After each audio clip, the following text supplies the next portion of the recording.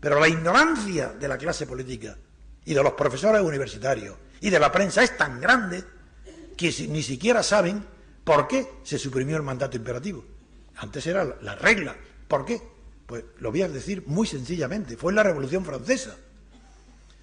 Primero, el rey Luis XVI convoca estados generales para consultar en las provincias y en los estados franceses una reforma de la ley de los impuestos, para, como siempre, a sacarle más dinero.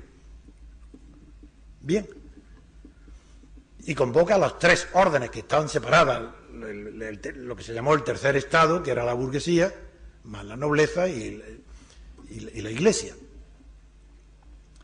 La burguesía, para ser elegido a Versalles, que fue la cita, tenía que ir a Versalles, cada pueblo, cada distrito, cada ciudad redactó lo que querían pedir, que se llama cahier de doléances o cuaderno de quejas. Y los elegidos estaban imperativamente obligados a cumplir ese cahier que llevaban a la reunión.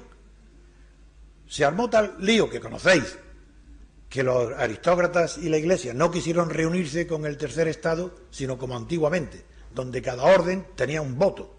Y claro, serían 2 contra 1. Entonces el tercer estado se sublevó, y ahí empieza la revolución, y se declara él solo, a sí mismo, Asamblea Nacional, diciendo que mientras no vengan a esa asamblea los militares, el ejército, y la nobleza y la iglesia, pues que ellos no asisten a ninguna reunión. Y, como es natural, las órdenes superiores no le hacen caso, no lo obedecen. ¿Y sabéis lo que hizo esta asamblea? Un curita que había hecho, el abate Sieyes, que había hecho un opúsculo pequeño sobre el tercer estado, no se le ocurre, porque cuando se deciden el tercer estado él solo transformarse en Asamblea Nacional, Mirabeau protesta, dice, no podemos aspirar a ser nacional si no están aquí la iglesia ni la nobleza. Y entonces fue Sieyes que hizo un discurso muy bueno, diciendo, nosotros somos representantes de la nación y invitamos que ellos vengan. Como no vienen, el propio Sieyes hace un decreto que lo aprueba la Asamblea y que nadie lo conoce, ni los historiadores se enseñan en la universidad. ¿Sabéis lo que el decreto de la Asamblea hace?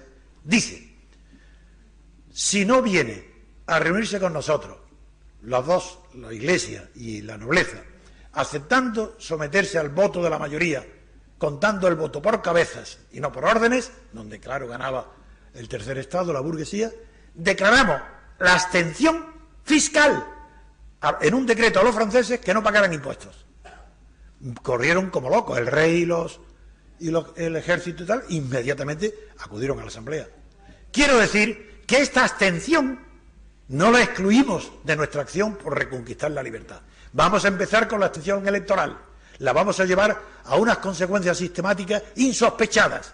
Vamos a crear el centro de referencia para que nadie diga abstención y para qué y qué hacemos después. Después, ya el movimiento que va a predicar y va a soportar toda la campaña por la abstención sabrá que si esa abstención triunfa no tiene más remedio que abrirse una crisis política tan importante o más que la que se produjo a la muerte de Franco. Y tendrán que haber elecciones constituyentes, libertad constituyente. Y damos la oportunidad, porque somos libres, sabemos lo que es la libertad, damos la oportunidad, aceptamos y pedimos que los monárquicos y los oligarcas presenten su alternativa a la forma de Estado, que nosotros sabemos la que queremos, la alternativa, la república, de que cuando se suprime el mandato imperativo es porque esa asamblea revolucionaria del abate Sieyes y de Mirabeau se encuentra que les cahiers de doléances, los cuadernos de quejas, no les sirven para la revolución que acaban de hacer, porque no estaban autorizados para ello. Entonces hay que decir, oye, un momento, tenemos que prescindir del mandato imperativo, porque si no, no podemos declarar la Asamblea Nacional ni hacernos revolucionarios.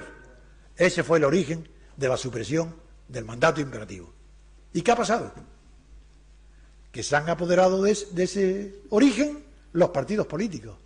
Y todas las constituciones europeas prohíben el mandato imperativo. Pero, un momento, ¿os dais cuenta de lo que estáis haciendo? Como diría el chiquito de la calzada, ¿os dais cuenta? Si quitan el mandato imperativo, como dice la Constitución española, prohibido el mandato imperativo, quiere decir que el diputado no puede actuar más que en conciencia.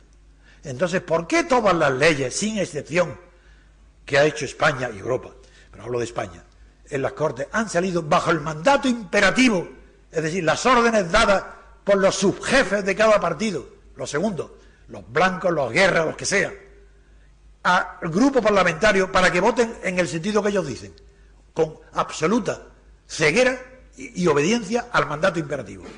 Pero como hay una disposición en la Constitución que dice que todas las leyes que sean votadas en contra de esta Constitución son nulas de pleno derecho, y como esa Constitución prohíbe el mandato imperativo, quiere decir que no hay una sola ley, desde que está el príncipe, y yo la llamo príncipe porque era mi costumbre, Juan Carlos, el rey actual, ya era mi costumbre que yo lo conocí cuando era un príncipe, cuando sabía lo que era, cuando sabía su grado de inteligencia.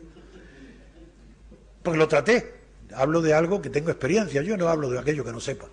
Bueno, pues ahora ese mandato imperativo sirve para anular todas las leyes. Digo, no servirá para nada, os lo digo como jurista, no hay una sola ley en 30 años que sea válida, todas son nulas, porque todos han votado con el mandato de los partidos a sus diputados, prohibido por la Constitución.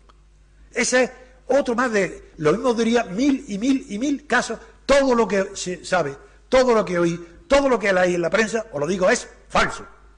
No es que sea erróneo, el error es una maravilla, equivocarse es fantástico, es señal que estás buscando, algo estás haciendo, te estás acercando a la verdad, del error se puede salir, lo que no se puede salir es de la confusión interesada, de la farsa, y estamos viviendo una farsa de la que nadie quiere salir, porque para poder salir de esa farsa tenía que empezarse por reconocer que esa farsa la provoca la ausencia de instituciones representativas en España y que la monarquía no es la solución y que mientras que exista esa monarquía de partidos no hay la menor esperanza ninguna de que España recupere, no digo la libertad política que nunca la ha tenido en su historia, eso no, y no cabe hablar de renacimiento, recuperación o regeneración porque nunca la ha conocido, pero al menos la dignidad, la decencia y el decoro, que los españoles sí sabían lo que era hasta después de la guerra civil, después de la guerra civil lo han perdido, y todavía el español no sabe lo que es vivir con decoro y con decencia. Sí, en su vida privada son, pero en la vida pública todo el que vota es un cómplice, pero un cómplice tan culpable como el que se presenta candidato a una farsa, a un engaño, a una mentira, y no saben que eso es ignominioso, no solo para él, sino también para los demás.